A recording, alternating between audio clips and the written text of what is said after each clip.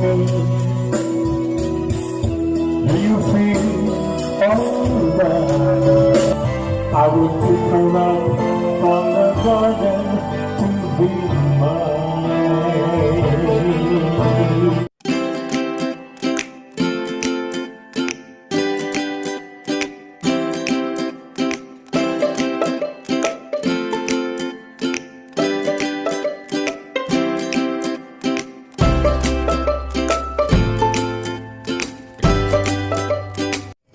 Good day guys, Chef Ben again, and welcome to our channel. Before anything else, shout out to all of my subscribers, because if it's not for you guys, I would not meet the minimum requirement of the YouTube for monetization purposes. From the bottom of my heart, thank you very much. By the way, for first timer in our channel, after watching the video, please subscribe. And also don't forget to hit that like button as well as the bell button for purpose of notification. And also, don't forget to comment. Today, I'll be making another hard custard. The ingredients is usually milk and egg, but I will be adding mango juice and mango puree to the mixture. I already have made a combination of milk and buko.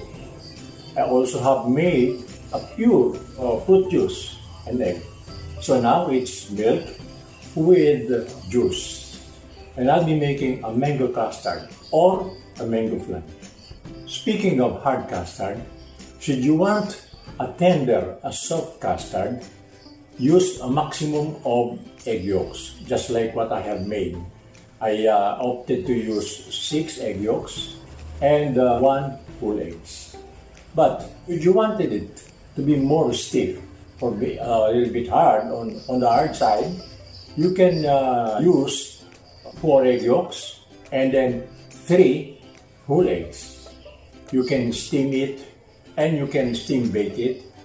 So to start, our ingredients are, this is 6 pieces medium eggs, egg yolks, and 2 pieces whole eggs, 1 cup milk, 1/2 cup sugar, 12.5 grams of powdered mango juice or 1/2 sachet, 1 pinch each of iodized salt and nutmeg, and 1 teaspoon vanilla.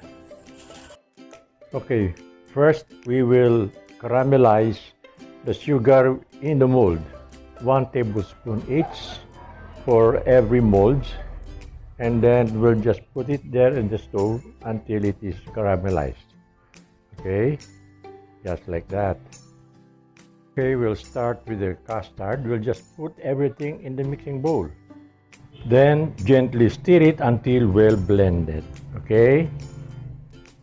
And we have to strain the mixture to avoid lumps and bubbles from the mixture. Just like that. Okay? Just keep on straining it. Okay? And then after stirring, we will put it now in our mold. Okay? So we'll just have to pour it into our mold. Okay. But I guess I just have to make 2 molds. Okay. So that I can make a thick one. Okay. Now we'll have to cover it with aluminum foil. And then later on, after it's fully covered, we'll just put it in our oven, steam baked. Okay, I'll be using my turbo broiler, so I will be putting hot or boiling water right away into the turbo broiler, and then place the 2 molds inside, and then steam it for a minimum of 1 hour until it's done. Okay, and then when it's done, we'll just unmold it the next day First, we have to keep it inside the fridge and mold the next day. Guys, our mango flan unmolded in an oval plate. Okay, now I'll just have to put some garnishing so that I could have a nice plating of this one. I'll put some thin slices of mangoes all around, just like that. Just slice the mangoes thinly, okay, and then just put it all around. And then some more slices on top, okay, to complete the garnishing. Okay, just like that. Now, to add color, since I don't have any cherries, so I'll just be adding some red kaong in between the slices on the sides, and later on one big piece on top to complete the garnishing and to add color. Okay, just like that.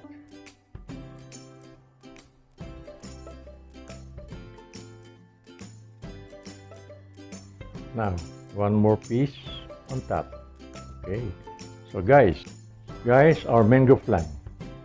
Now, I'll be cutting a piece to show the inside portion of our mango flan. Okay. So, there you are. So,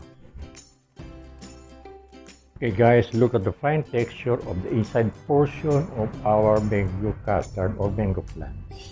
Well, I believe I have shown you very clearly on how to do it. On the next video, I'll be making a basic crepes. Yes, a basic crepes. And I'm just thinking on what kind of dessert I'll be making from the basic crepes.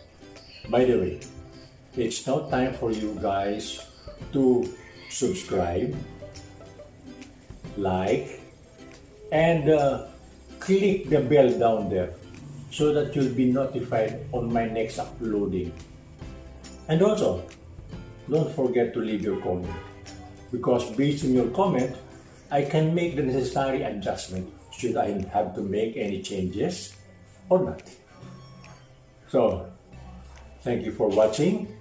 See you next video. This is Chef Ben Casaben signing off, and God bless us all.